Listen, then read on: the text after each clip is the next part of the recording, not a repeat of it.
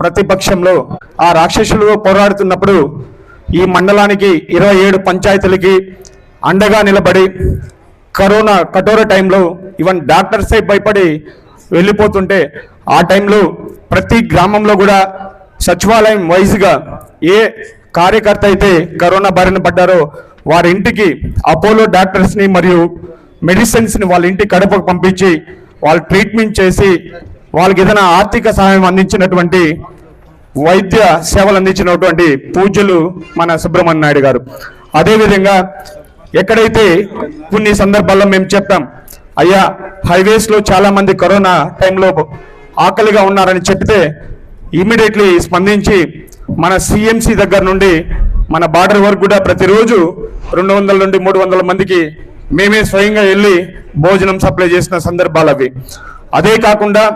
ఎప్పుడైతే స్థానిక సంస్థల ఎలక్షన్స్ వచ్చాయో అది మీకు అందరికీ తెలుసు. గత మనం ఎప్పుడైతే ప్రతిపక్షంలో ఉన్నామో అప్పుడు ఆ కఠోర టైంలో ఆ రాక్షసులో పోరాడిన వైజ్ఞం ఇదే గుడిపాల మండలంలో 12 మంది ఎంపీడీసీల్ని ప్రతి మండలంలో కూడా 1-2 చోట్ల ఈ నామినేషన్ చేసుకున్న సందర్భాలు ఉన్నాయి వైసీపీ గవర్నమెంట్. కానీ ఇక్కడ ఏఎస్ మనోహర్ అన్న గారు అప్పుడు మనకి ఇన్ఛార్జిగా ఉన్నప్పుడు,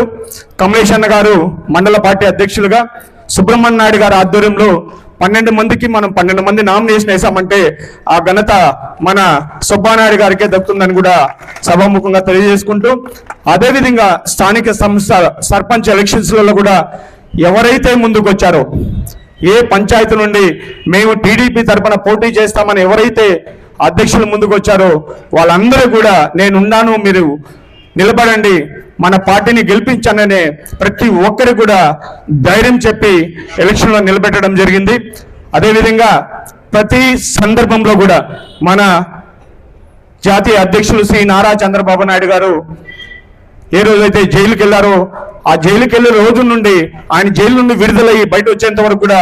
ప్రతిరోజు నాకు తెలిసి ఒక 2-3 గంటలు బాధపడి ఉంటారు సుబ్రహ్మణ్య నాయుడు గారు. మినిమం అంటే ప్రతిరోజు 2 గంటలు ఒకటి టీవీ చూస్తూ బాధపడడం, లేదంటే పబ్లిక్తో మాట్లాడుతూ బాధపడడం, ఏంది మా జాతీయ అధ్యక్షుడికి ఇంత కష్టకాలం వచ్చిందని చాలా సందర్భాల్లో నేను పక్క నుండి వేయడం కూడా జరిగింది. అంటే అప్పుడు మనకు తెలుస్తుంది సుబ్బానాయుడు గారికి పార్టీ పైన ఉన్న అభిమానం, అదేవిధంగా మన జాతీయ అధ్యక్షులు శ్రీ నారా చంద్రబాబు నాయుడు గారి పైన ఉన్న అభిమానం అందరికీ తెలుసు. ఇప్పుడు గుడిపాల మండలంలో ఈరోజు ఈ పార్టీని ఈ స్థాయికి తీసుకొచ్చారంటే ఆ 5 సంవత్సరాల్లో ప్రతి విలేజ్లో కూడా ఎక్కడ సమస్య వచ్చినా స్పందించి అక్కడికి వెళ్ళి ఆ సమస్యను పరిష్కరించే తత్వం మన సుబ్బానాయుడు గారిది. అదేవిధంగా ఏ రోజైతే అన్నా క్యాంటీన్ అనే మూతపడిందో, అంటే ఏ రోజైతే వైసీపీ పాలనలో అన్నా క్యాంటీన్ మూతపడిందో ఆ రోజు పెద్ద మనసుతో చాలా మంది, ఒక్కరోజు మేము ఇక్కడ గుడిపాల మండల కేంద్రంలో కూర్చున్నప్పుడు ఒక 4-5 మంది వచ్చి